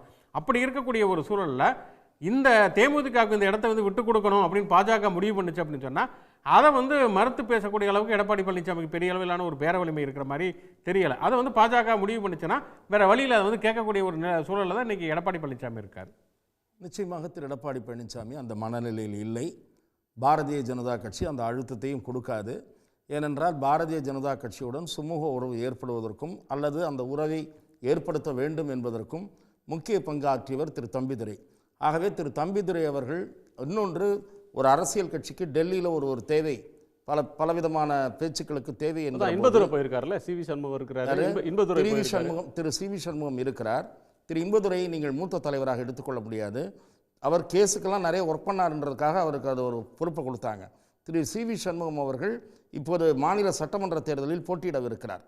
அநேகமாக அவர் வெற்றி பெறுவதற்கும் வாய்ப்பு இருக்கிறது. ஆகவே ஆட்சி வந்தால் வருமானது அடுத்த கேள்வி. ஆனால் அவர் சட்டமன்ற தேர்தலில் போட்டியிடுவதை வெளிப்படுத்தி இருக்கிறார். மயிலம் தொகுதியில் அவர் சார்பில் விண்ணப்பம் கொடுக்கப்பட்டிருக்கிறது. ஆகவே திரு தம்பிதுரை அவர்களுக்கு தருவார் என்றுதான் நான் பார்க்கிறேன். அன்புமணிக்கு உறுதிமொழி அளித்ததாக எனக்கு தெரியவில்லை. ஆகவே இப்போது அதிமுக நிச்சயமாக ஒரு இடத்தை தன்னிடம் வைத்துக் கொள்ளும் என்றுதான் நான் உறுதியாக நம்புகிறேன். சுமந்த், 2 விஷயம் பேசிட்டு இருக்கோம். ராஜ்யசபா தேர்தல் அப்படின்ற ஒன்று இப்போ முடிவெடுக்காத கட்சிகளை ஒரு பக்கம் பார்த்தா காங்கிரஸ் முடிவெடுக்கல, ராமதாஸ் முடிவெடுக்கல, பிரேமலதா முடிவெடுக்கல, சசிகலா ஓபிஎஸ் எங்கே இருக்காங்கன்னு தெரியல அவங்க ஸ்டாண்ட். இப்போ டாக்டர் கிருஷ்ணசாமி இன்னமும் முடிவெடுக்கல. மீதி எல்லோரும் எந்த பக்கம் அப்படின்றத வெளிப்படுத்திட்டாங்க. இதில் சட்டமன்ற தேர்தலுக்கான கூட்டணி பேச்சுவார்த்தை, இடப்பகிர்வு அப்படின்ற ஒன்றில் இந்த ராஜ்யசபா அனௌன்ஸ் பண்ணுறது அதை ரொம்ப குயிக்காக விரைவுபடுத்துமா? ஏன்னா தேர்தல் அறிவிப்பு வரையிலும் காத்திருக்காம இந்த அறிவிப்பு அதை ஃபாஸ்டன் பண்ணுமா அப்படின்றது ஒன்று. இன்னொன்று, இதில் யாருக்கு ஒரு நெகோசியேஷன் டேபிளில் ஒரு எட்ஜ் இருக்குது அப்படின்னு பேசுகிறோம். இல்லை, முதல்ல திமுக கூட்டணியை பொறுத்த வரைக்கும் ஒன்றும் பிரச்சனையே கிடையாது. அவங்களுக்கு வந்து அந்த 4 யார் அவங்க சூஸ் பண்ணுறாங்கங்கிறத பொறுத்து அது வந்து 4 பேர் அவங்க தேர்ந்தெடுத்து அனுப்ப போகிறாங்க. அவங்களுக்கு ஒன்றும் ஒரு ப்ரெஷரோ அழுத்தமோ ஒன்றும் கிடையாது. அதிமுகவை பொறுத்த வரைக்கும் ஒரே ஒரு ப்ரெஷர் தான். தேமுதிகவுக்கு ஏற்கனவே ஒரு உத்தரவாதம் கொடுக்கப்பட்டது. அந்த உத்தரவாதம் இது வரைக்கும் அது வந்து கண்டிஷனல் ஆன் அலையன்ஸ், கூட்டணிக்கு வந்தால் அந்த உத்தரவாதம் என்று. இந்த நிமிடம் வரை கூட்டணிக்கு வர்றாங்களா வரலையாங்கிறது தெரியல. ஸோ அதிமுகவுக்கு தார்மீக ரீதியாக அந்த ஒப்பந்தத்தை வந்து ஏற்றுக்கொள்ள வேண்டும். இப்போது அந்த அஷ்யூரன்ஸை நிறைவேற்றணுங்கிற அழுத்தம் இப்பொழுது இல்லை. ஒருவேளை அடுத்த 3-4 நாட்களுக்குள் ஆர் மார்ச் இந்த நாமினேஷன் 26 அன்னைக்கு அந்த நோட்டிஃபிகேஷன் நாளுக்குள் தேமுதிக இந்த கூட்டணியில் சேர்ந்தால் ஒரு இடம் அவர்களுக்கு ஒதுக்கப்படுவதற்கான வாய்ப்பு இருக்கிறது. அதை தவிர அந்த 2வது சீட்டு அதிமுக வேட்பாளர் தான் போட்டியிடுவார்கள். அதில் எந்த விதமான ஒரு மாற்று கருத்து இல்லை. அவங்க தம்பிதுரையை ரீநாமினேட் பண்ணுவாங்களா இல்லை வேற யாராவது அனுப்புவாங்களா அது தனி விவாதம். பட் அதிமுக ஒரு இடத்தில் உறுதியாக போட்டியிடும். 2வது இடத்தில் இவர்களை பொறுத்து இருக்கிறது. ஏன்னா நாளைக்கு நாங்கள் சொல்லலைன்னு சொல்ல முடியாது. ஒரு லெட்டரே கொடுத்தாச்சு சேயிங் இந்த மாதிரி தேமுதிகவுக்கு நாங்கள் ராஜ்யசபா பருத்து கொடுப்போம். இதை விட்டாக்க 2027 தேமுதிகவோட எடப்பாடி பழனிசாமி அவர்களுக்கு எடப்பாடி தொகுதின்னு வர்றப்ப பிஎம்கே ரொம்ப ஒரு கிரேட்டர் இம்பார்ட்டன்ஸ் இருக்கிற ஒரு கட்சி. பிஎம்கேவுக்கு ஃபர்ஸ்ட் ஒபிலிஜ் பண்ணுவாங்களே தவிர தேமுதிகவுக்கு பண்ண மாட்டாங்க. இப்படி ஒரு கோணம் இருக்கு. இல்லை, அந்த ஒரு கோணம் இருக்கிறது. ஆனால் என்னை பொறுத்த வரைக்கும் பிஎம்கேக்கு ஏற்கனவே ஒரு முறை கொடுத்திருக்கிறார். டாக்டர் அன்புமணி உங்களுக்கு நினைவு இருக்கலாம், ஏற்கனவே ஒரு முறை அவர் ராஜ்யசபாவுக்கு அதிமுகவினுடைய ஆதரவுடன் தான் சென்று இருக்கிறார். ஸோ திருப்பியும் வந்து டாக்டர் அன்புமணிக்கே கொடுத்துக்கிட்டு தேமுதிகவுக்கு இவங்களே கொடுத்துருக்கிற உத்தரவாதம். நீங்கள் தான் வந்து லெட்டர் கொடுத்து அந்த காலகட்டத்தில் அழுத்தமும் அவ்வளவு அதிகமான அழுத்தம் இல்லை. அப்போவே நீங்கள் போய் ஒரு லெட்டர் எழுதி கொடுத்து அந்த லெட்டரை வந்து மீடியாவுக்கு வேற ரிலீஸ் பண்ணுறீங்க. இந்த மாதிரி நாங்கள் ஒரு உத்தரவாதம் கொடுத்துருக்குறோம் அப்படின்ட்டு 25 எங்களால் கொடுக்க முடியல, அது 26 கொடுக்குறோம் அப்படிங்கிற உத்தரவாதம் கொடுத்துட்டு இப்போ 26 வர்ற தேர்தல் நான் கொடுக்க மாட்டேன் 28 கொடுக்குறேன் அப்படின்னா அது நியாயமற்ற ஒரு செயலாகத்தான் பார்க்கப்படும். பர்டிகுலர் இப்போ தேமுதிக திமுக கூட்டணிக்கு போயிட்டாங்கன்னா பிரச்சனையே கிடையாது. ரெண்டுமே அதிமுக போட்டியிடும். இல்லை திருப்பி டாக்டர் அன்புமணிக்கு கொடுக்குறதா வேணாமாங்கிறது அவங்க யோசிக்கலாம். பட் தேமுதிக தேசிய ஜனநாயக கூட்டணியுடன் இணைந்து விட்டால் அப்போதான் இதுக்கு இந்த டாக்கே அப்போதான் வரும். இல்லாட்டி அவங்களுக்கு கொடுக்க போகிறதுக்கான வாய்ப்பே கிடையாது. இந்த கூட்டணியில் சேர்ந்தால் அதிமுக அவர்களுக்கு அந்த அழுத்தம் வரும், நிர்பந்தம் வரும். ஏன்னா ஏற்கனவே கொடுத்த கமிட்மெண்ட். முதல்ல என்ன சொன்னாங்க, நாங்கள் அந்த மாதிரிலாம் சொல்லலை, முயற்சிக்கிறோன்னு சொன்னோம். அது வந்து இப்போ நாங்கள் 26 கொடுக்குறோம். ஸோ அதுதான் ஒரே பாயிண்ட். தேமுதிக ராஜ்யசபா சீட் வேண்டும் என்றால் அதிமுக கூட்டணியில் இணைவார்களா இல்லையா அடுத்த 15 நாட்களுக்குள்? இல்லை என்றால் அவர்களுக்கு ராஜ்யசபா சீட்டு கிடைக்காது. ஒருவேளை அவர்கள் இணைந்தால் கொடுக்கப்படலாம் 2வது இடம் அதிமுக. ஸோ இது வந்து ஒரு கண்டெஸ்டட் எலெக்ஷனாக இருக்கும் என்று கூட நான் எதிர்பார்க்கவில்லை. அன்புமணி அவர்களை பொறுத்த வரைக்கும் நிச்சயமாக வந்து இந்த அஷ்யூரன்ஸ் வந்து இப்போவே கொடுப்பாங்க அப்படிங்கிற அஷ்யூரன்ஸ் கொடுத்துருக்கிற வாய்ப்பு மிகவும் குறைவு. ஏன்னா டாக்டர் அன்புமணிக்கும் தெரியும் ஏற்கனவே இதுவரையிலும் வந்து தேமுதிகவுக்கு கொடுத்த லெட்டர் வந்து பப்ளிக் டொமைன்ல இருக்கு. டிஎம்டிகேக்கு 2026 சீட்டு தரோன்றது பப்ளிக் டொமைன்ல ஏடிஎம்கேவும் பிரேமலதா அவர்களும் வெளிப்படையாக அறிவித்த ஒன்று. கேபி முனுசாமியும் அதை பிரஸ் ஸ்டேட்மெண்ட்டாகவே கொடுத்தாங்க. ஆனால் அன்புமணி தலைமையிலான பாமக திரு எடப்பாடி பழனிசாமி அவர்களோட கூட்டு சேர்ந்தபோது என்ன டேர்ம்ஸில் சேர்ந்தாங்க, எத்தனை சட்டமன்ற உறுப்பினர் தொகுதிகள் அவங்களுக்கு, ராஜ்யசபா அதில் உண்டா இல்லையா, ராஜ்யசபா 2026 உள்ளதா 2028 வர்ற ராஜ்யசபாவா அப்படின்னு அதில் இதுவரை வெளிப்படையாக அறிவிக்கல. பட் ஆனால் அந்த அறிவிப்பு இல்லாமலோ உடன்பாடு எட்டாமலோ சேர்ந்திருப்பாங்கன்னு நீங்களும் நம்ப மாட்டீங்க, நானும் நம்ப மாட்டேன். இல்லை, ரெண்டு விஷயம். ஒன்று, 2026 கொடுப்போம் என்று அதிமுக கன்சீட் பண்ணுறதுக்கான வாய்ப்புகள் குறைவு. 2வது, அன்புமணி உடைய பொசிஷனே வந்து பழைய பாமக போன்ற பொசிஷன் இல்லை. ஸோ அவருக்கும் ஏதேனும் ஒரு பக்கம் சேர்வதற்கான ஓரளவுக்கு அழுத்தமும் நிர்பந்தமும் அவசியமும் இருந்தது. இது வந்து ஒன்றிணைந்த பாமக முன்பு இருந்தது போல் தான் இவங்க இங்கேயும் பேசலாம் அங்கேயும் பேசலாம், இழுத்தடிச்சுட்டே இருக்கலாம். இப்போது அழுத்தம் அவர் மீதும் இருக்கிறது. ஸோ என்னை பொறுத்த வரைக்கும் வெறும் நம்ம மீடியா ஸ்பெகுலேஷன் 17 இடங்கள் கொடுப்பார்கள், ஒரு ராஜ்யசபா சீட், இதெல்லாம் வந்து அதிகாரப்பூர்வமாக பாட்டாளி மக்கள் கட்சி அன்புமணி அவர்களும் சொல்லவில்லை, அதிமுகவும் சொல்லவில்லை. இதெல்லாம் வந்து மீடியாவில் போடுற ஸ்பெகுலேஷன்.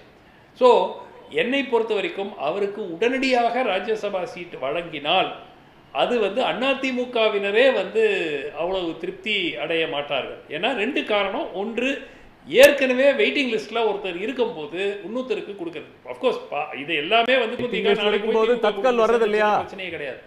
அப்போ தட்கல் இருக்கு, பிரீமியம் தட்கல் இருக்கு, கோட்டா இருக்கு. ஒரு செகண்ட் அரவிந்த் ஏதோ குறிப்பிடுறார், ஒரே செகண்ட். இல்லை என்று கூறவில்லை, ஆனால் டாக்டர் ஒரு நிமிஷம் அரவிந்த் குணசேகரோட கோணத்தை கேட்டலாம், ஒரு செகண்ட். அவரை இன்டர்வியூ பண்றார் அரவிந்த். இல்லைங்க, இல்லை, நமக்கு கிடைத்துள்ள தகவல் படி அடுத்த 24 மணி நேரத்தில் ஒரு ராஜ்சபாக்கான உறுதி எழுத்துப்பூர்வமாக அறிவிக்க இருக்கிறார்கள். அது எந்த கூட்டணியில் என்பதுதான் தெரியவில்லை. ஒரு ராஜ்சபா சீட்டுக்கான அறிவிப்பானது அடுத்த 24 மணி நேரத்துக்குள்ளாக வரும் என்று தான் தெரிகிறது. ரெண்டாவது ஒரே ஒரு பாயிண்ட் மட்டும் சொல்கிறேன். ஏடிஎம்கேல ஏன் அது இன்னொரு ப்ரெஷர் அப்படின்னா, ஜி.கே. வாசன் பிஜேபி மூலிமா ஒரு ராஜ்சபாவில் இருக்கும்னு நினைக்கிறார். ஜி.கே. வாசன் பிஜேபி பிரதமரை அடிக்கடி சந்திக்கக்கூடிய ஒரு சில தமிழக தலைவர்களில் ஜி.கே. வாசனும் ஒருவர். அவர் இன்னமும் அவர் பாஜக மூலிமா அவர் கொடுக்கக்கூடிய நிர்பந்தம், இந்த கூட்டணி உருவாகுவதற்கு நான் மிகப்பெரிய பங்கை, அதிமுகவும் பாஜக மீண்டும் ஒன்றிணைவதற்கு நான் மிகப்பெரிய பங்களிப்பை கொடுத்திருக்கிறேன், அதற்கு எனக்கு ராஜ்சபா இனம் தரப்படும் என உறுதி அளித்திருக்கிறார்கள். எனவே அவர் ராஜ்சபா இந்த முறையே எனக்கு கிடைக்கும். ஏன்னா இந்த எலெக்ஷனுக்கு அப்புறம் அதிமுக எத்தனை இடங்கள் வெற்றி பெறும், அதிமுக கூட்டணி எத்தனை இடங்கள் வெற்றி பெறும்ங்கிற ஒரு சந்தேகம் அந்த கூட்டணி இருக்கக்கூடிய கட்சிகளுக்கு இருப்பதன் காரணமாகவே தற்போதைய அந்த உறுதியான பிஜேபி கோட்டால ராஜ்யசபா தரதுன்னா மத்திய பிரதேசல தரலாமே. எல் கணேசனுக்கு அங்க தானே கொடுத்தாங்க, இவருக்கு கொடுத்தாங்களே, நம்ம எல் முருகன் அங்க தானே இருக்கிறாரு, மத்திய பிரதேசல தர்றா, ராஜஸ்தான்ல தரலாம், திருநாவுக்கரசருக்கு கொடுக்கலையா? அப்படி ஒரு அகில இந்திய தலைவர் கட்சி நினைத்தா நிறைய சீட் இருக்கிற இடத்துல ஒரு சீட் அடிஷனலா கொடுத்துட்டு போவாங்க. ஒரு நிமிஷம், சுமந்த் இதை கொடுக்குறாரு. சுமந்த், பாஜக அதிமுகவுடைய கோட்டாவிலிருந்து திரு ஜி.கே. வாசனுக்கு வாய்ப்பு வழங்கப்படுவதற்கு வாய்ப்பே இல்லை. பாஜக வேற ஏதேனும் ஒரு மாநிலத்தில் திரு ஜி.கே. இந்த 2 சீட்ல சட்டமன்ற தேர்தலில் போட்டி இல்லைன்னு சொல்லிட்டாரு, அவருக்கு வேற ஏதாவது அஷ்யூர் பண்ணிருப்பாங்களா? அண்ட் காங்கிரஸ் டிஎம்கே அலையன்ஸ்ல காங்கிரஸ்க்கு ஒரு ராஜ்யசபா போறதுக்கு வாய்ப்பு இருக்கா, பி சிதம்பரத்துக்கு கொடுத்தது மாதிரி? இல்லை இல்லை இல்லை இல்லை. திமுகவை பொறுத்த வரைக்கும் குணா அந்த மேட்டர்ல வந்து ஏற்கனவே இவ்வளவு ஃபிரிக்ஷன் இருக்கும்போது ராஜ்யசபா சீட்டை திமுக ஆஃபர் பண்றதுக்கான வாய்ப்பும் கிடையாது. காங்கிரஸ் கேட்டாலும் அது கிடைக்க போறது இல்லை. கூட்டணியே தொடருமா தொடராதான்னு ஒரு கேள்விக்குறியில ஓடிட்டு இருக்கிற ஒரு பிரச்சனை. அடிப்படையாக காங்கிரஸ் கேட்க மாட்டாங்கன்றீங்களா? கேட்க மாட்டாங்களா இல்ல கேட்டா இவங்க கொடுக்க மாட்டாங்களா? 22ஆம் தேதி பேச போறாங்க. என்ன காங்கிரஸ் உடைய இல்லைங்க, காங்கிரஸ் கேட்க மாட்டாங்க. காங்கிரஸ் உடைய நோக்கம் ஆட்சியில் பங்கு, அதுக்கு ஒரு கேரண்டி, உத்தரவாதம் வேண்டும். அனைத்து மட்டங்களிலும், வெறும் அமைச்சரவையில் மட்டும் இல்லை, உள்ளாட்சி அமைப்புகளிலும் வாரிய தலைவர்களிலும் எல்லாத்திலையும் எங்களுக்கு பங்கு தேவை. அதுதான் அவங்களுடைய அடிப்படை கோரிக்கை. ஸோ இப்போ உட்காந்துக்கிட்டு எனக்கு ராஜ்யசபா சீட்டு கொடுங்கன்னு கேட்கறதுக்கான வாய்ப்பும் இல்லை, வழங்குவதற்கு வாய்ப்பும் இல்லை. இது கேட்க மாட்டாங்களா? ராஜ்யசபா ஆஸ்பிரண்ட்ஸ் நிறைய பேர் இருக்காங்களே. இப்ப கே சலகிரி இருக்காரு, செல்லகுமார் இருக்காரு, நீங்க ஜே.எம். ஆரூன் இருக்காரு, மூத்த தலைவர்கள் அங்க வந்து நிறைய பேர் இருக்காங்க. தங்கபாலு, பீட்டர் அல்போன்ஸ், எக்கச்சக்கமான முன்னணி தலைவர்கள் இருக்காங்க. அவங்க எல்லாம் ராஜ்யசபாவை பிரிஃபர் பண்ணுவாங்க. அவங்க அழுத்தம் கொடுக்க மாட்டாங்களா? அவங்க யார் அழுத்தம் கொடுத்தாலும் காங்கிரஸ் தலைமை இன்று கேட்பது ஆட்சியில் பங்கு. அவங்க இது ஒரு வெறும் ராஜ்யசபா சீட்டை வச்சுக்கிட்டு நாங்க சும்மா இருப்போம், ஆட்சியில் பங்கு கொடுக்க முடியாதுன்னாக்கா நாங்க ஏத்துப்போம். ராஜ்யசபா சீட்டே போன முறை கொடுக்கலையே, கமல்ஹாசன் கொடுத்துட்டாங்களே. வெறும் ராஜ்யசபா இல்ல, ஒரு ராஜ்யசபா. ஏங்க அதுதான் குணா இன்னைக்கு இருக்கக்கூடிய ஒரு ஒரு கடுமையான கிட்டத்தட்ட ஒரு மோதல் அப்படிங்கிற ஸ்டேஜ்லேயே ஓடிக்கிட்டு இருக்கு. இப்போ போய் ராஜ்யசபா சீட்டு இவங்க கேட்கவும் மாட்டாங்க, அவங்க கொடுக்கவும் மாட்டாங்க. கேட்டாலும் ஒன் மோர் பாயிண்ட், இந்த ராஜ்யசபா எலெக்ஷனை பொறுத்த வரைக்கும், என்னை பொறுத்த வரைக்கும் அந்த 6வது சீட்டு பற்றி தான் கேள்வி. 4 திமுகவினரும் 1 அதிமுகவினரும் உறுதியாக தேர்ந்தெடுக்கப்படுவார்கள். அந்த 6வது, அதாவது அதிமுக கோட்டால வரக்கூடிய 2வது சீட்ல யார் அப்படிங்கிற ஒரே ஒரு கேள்விக்குறி தானே தவிர ஓகே. ஆர்கே குறுக்கிட்டார், ரமேஷும் குறுக்குறீங்க. ஆர்கே ஒரு செகண்ட். ஆர்கே இல்லை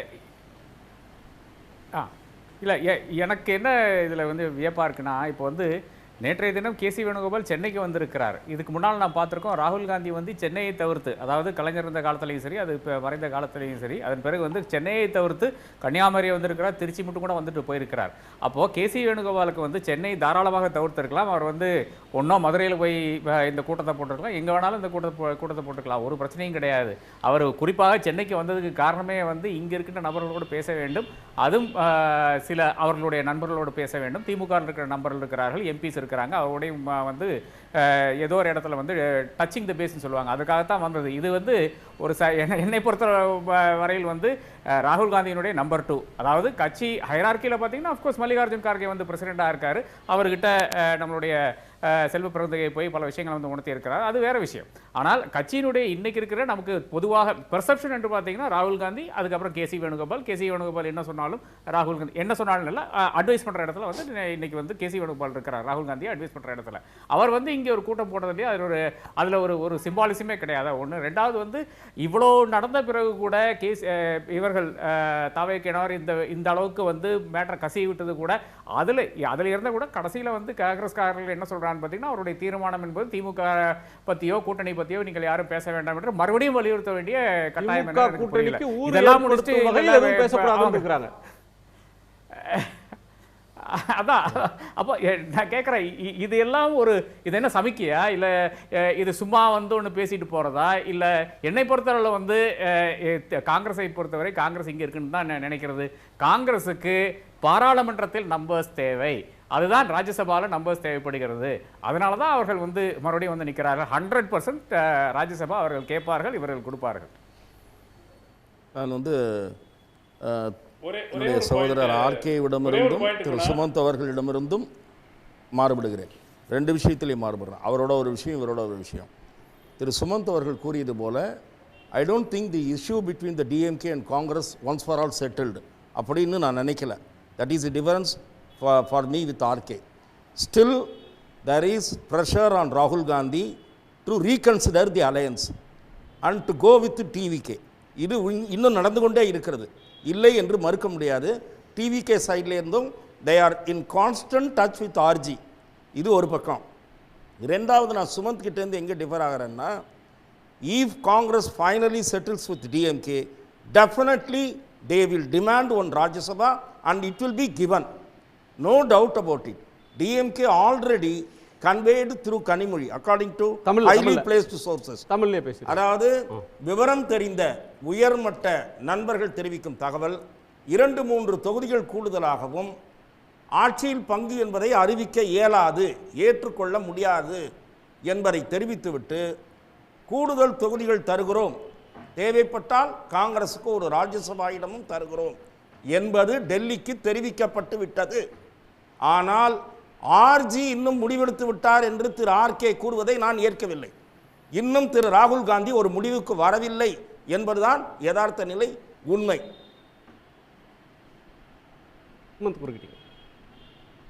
ஒரே ஒரு பாயிண்ட் நான் சொல்லணும். இந்த முடிவு என்பது உறுதியாக எடுக்கப்படவில்லை. அதனால தான் நேற்று கேசி வேணுகோபால் என்ன சொல்றாரு, திமுகவில் கூட்டணியில் இருப்போம், இறுதி முடிவை ராகுல் காந்தி எடுப்பார். அந்த சென்டென்ஸினுடைய அடுத்த லைனே இறுதி முடிவை, கூட்டணியை பற்றி இறுதி முடிவை ராகுல் Gandhi will take the call on the alliance. So இது வந்து ஒரு டன் டீல், முடிந்து போன விஷயம், அறிவிப்பு வரும் என்று அவர் கூறவில்லை. ராகுல் Gandhi will take the final. உங்களுடைய உள்ளுணர்வு என்ன சொல்லுது? கூட்டணி முறிஞ்சிரும் நினைக்கிறீங்களா, கூட்டணி தொடரும் நினைக்கிறீங்களா சுமந்த்? உங்க உள்ளுணர்வு என்ன சொல்லுது? உங்க அரசியல் புரிதல் என்ன சொல்லுது? இல்ல குணா, என்னை பொறுத்த வரைக்கும் காங்கிரஸ், நான் பல நபர்களிடம் பேசிய வரைக்கும் அவர்கள் கேட்பது ஆட்சியில் பங்கு. இந்த ஆட்சியில் உள்ளுணர்வு, காங்கிரஸ் 1000 பேசும் சார், காங்கிரஸ்க்கு 1000 குரல்கள். கார்த்தி சிதம்பரம் சொல்றாரு, தனிப்பட்ட ஆள் பேசுறதெல்லாம் தனிப்பட்ட கருத்துங்க, கட்சி கருத்து இல்லைங்க அப்படின்றாரு. காங்கிரஸ்ல ஆளாளுக்கு ஒண்ணு பேசுவாங்க. இன்னைக்கு வந்து சசி தரூர் பேசிட்டு தான் இருக்கிறார், அவர் யாரையும் ஒண்ணும் கேட்க முடியல. எனக்கு ஸ்பெசிபிக்கா கேக்குறேன், உங்க ரீடிங்க கேக்குறேன். நான் காங்கிரஸ்காரங்க எல்லா விதமாவும் பேசுவாங்க, உங்க ரீடிங் வந்து என்னுடைய ரீடிங் ஆமா, இனிமேல் காங்கிரஸ் வந்து ஆட்சியிலும் பங்கு வேண்டாம், அதிகாரத்தில் பங்கு வேண்டாம், நீங்கள் 2 சீட்டு எக்ஸ்ட்ரா கொடுங்க, ராஜ்யசபா சீட்டு 1 கொடுங்கள் என்றால் காங்கிரஸினுடைய தமிழ்நாட்டில் ஃபர்ஸ்ட் ஆஃப் ஆல் எப்படியுமோ திமுகவை அவங்க கோவப்படுத்திட்டாங்க. திமுக எப்படியும் காங்கிரஸ் கேண்டிடேட்டை கவுத்துருவாங்க, அது வேற விஷயம். அதனால காங்கிரஸுக்கு இப்போ அதிகாரத்தில் பங்கு, ஆட்சியில் பங்குன்னு கேட்டு காங்கிரஸை கவுத்து அதிமுகவை ஜெயிக்க வச்சிருவாங்க. சரி, அது கொடுக்க முடியாது. காங்கிரஸ்க்கு எதிராக நிக்கிற அதிமுகவையோ தாவேகாவையோ திமுக காரங்க ஓட்டு போட்டு ஜெயிக்க வச்சிருவாங்கன்றீங்க. ஓகே, ஏன் ஒரே பாயிண்ட் இல்லை, காங்கிரஸ் கேண்டிடேட்டுக்கு போட மாட்டாங்க.